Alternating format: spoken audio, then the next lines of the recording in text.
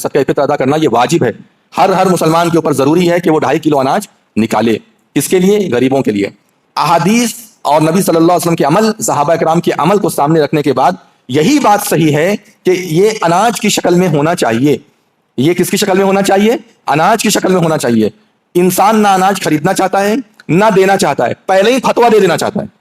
کہاں مولوی صاحب کوئی نہیں ملتا، پہلے ہی فتویٰ شروع، کوئی نہیں ملتا، کوئی ہے ہی نہیں اناج لینے والا. پیسہ دے دیں گے تو یہ خریدے گا، وہ خریدے گا، وہ خریدے گا. اور پیسہ دے دے گا، شراب پی کے آئے گا تو پی بھی سکتا ہے نا، سب تو ابو بکر نہیں نا ہے قوم کے اندر. فوراً پیسہ نکال کر کے حساب لگا، اور مسجدوں کے اندر باقاعدہ اعلان کر دیا جاتا ہے کہ اتنا روپیہ بن رہا ہے، سب لوگ اتنا روپیہ دے دو. کبھی سوچا ہے نبی صلی اللہ علیہ وسلم کی سنت کیا ہے؟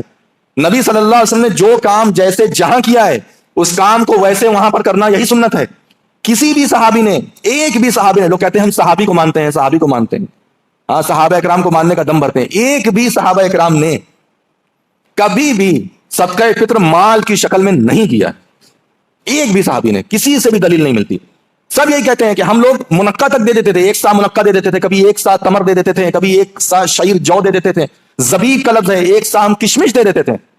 1 سا یعنی 2.5 کلو کشمش، یہ چھوٹی رقم تو ہوئی نہیں.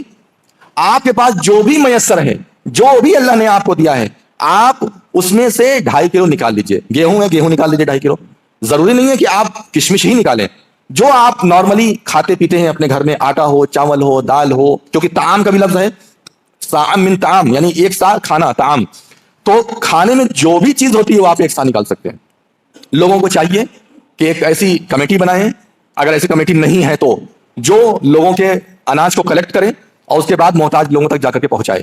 کیونکہ بہت سارے لوگوں کی اگر یہ شکایت ہے کہ ہمیں آدمی نہیں ملتا ہے اناج پہنچانے کے لیے، ہم کس کو پہنچائیں، تو ان کی اس پریشانی کو بھی دور کرنا ہماری ذمہ داری ہے. تو اس کو کلیکٹ کریں اور اکٹھا کر کے اور جہاں ضرورت ہے وہاں پر پہنچائیں صدقہ فطر. لیکن صدقہ فطر مال کی شکل میں نہیں دینا چاہیے، بلکہ اناج کی شکل میں دینا چاہیے. طعمۃ للمساکین، حدیث کے لفظ پر غور کیجیے، عمل بھی دیکھ لیجیے اور حدیث کا لفظ بھی دیکھ لیجیے کہ مسکین کا کھانا ہے، مسکین کا کھانا، تاکہ وہ عید میں کھانے پینے کی حیثیت سے جڑ جائے. اور اگر وہ اکٹھا کر بھی لے گا تو 4 مہینے کا اناج، تو کیا دقت ہو جائے گی؟ تو ہمیں اتنا زیادہ سوچنے کی ضرورت نہیں ہے. ہمیں اناج دینا ہے صدقہ فطر میں، ہم اتنا جانتے ہیں. نبی صلی اللہ علیہ وسلم نے جو کیا ہے ہمیں وہ کرنا ہے. آسان تو ہے، یہ جیب میں سے نکالا، گنا، دے دیا، تو یہ انسان کا مزاج بن گیا. جاؤ ڈھونڈو، تلاشو، نکلو گھر سے. خالی جا کر کے مارکیٹنگ مت کرو، اپنے وقت کو برباد مت کرو. اناج لو اپنے ہاتھ میں، اپنے بچوں کو لو ساتھ میں، لے جا کر کے جاؤ، تلاش کرو کہاں کہاں لوگ ہیں جہاں کھانے کو نہیں ہے. جاؤ اپنے ہاتھ سے دے کر کے آؤ. آج کیوں ہم لوگ صدقات و خیرات سے دور ہیں؟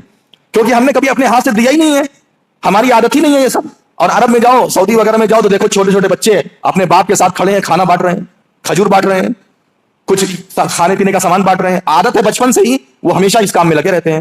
اناج دینے میں دقت ہوتی ہے؟ کیا دقت ہوتی ہے؟ لو، خریدو، جا کر کے بانٹو اناج. سنت پہ عمل کرو، نبی صلی اللہ علیہ وسلم کی سنت پر.